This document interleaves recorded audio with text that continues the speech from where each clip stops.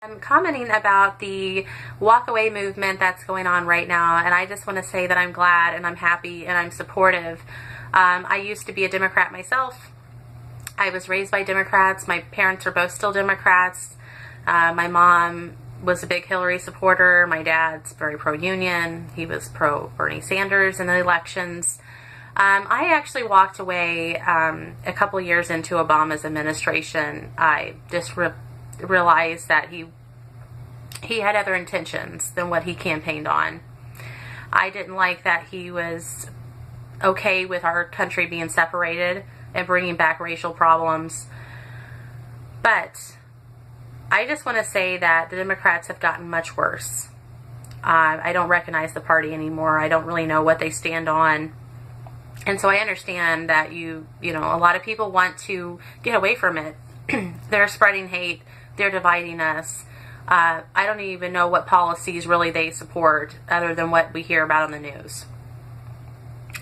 And if they don't have policies that are really going to benefit the American people, and they're more focused on, you know, cheap labor and bringing in more voters for their party, I'm concerned that the Democrats are more focused on getting more power for themselves rather than what's best for us. Yeah, those of us that are living in the United States. I'm pro-immigration, even though that I have changed parties.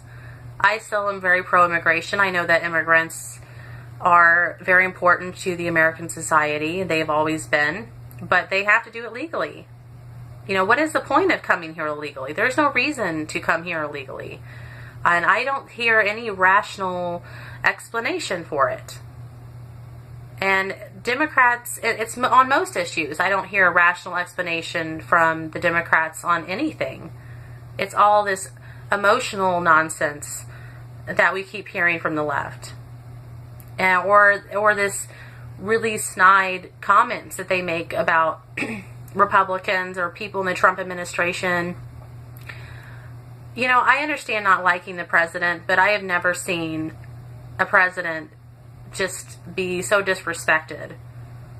I understand that Donald Trump, you know, had a big reputation of being more of a real estate tycoon, and then other people remember him as being a reality star.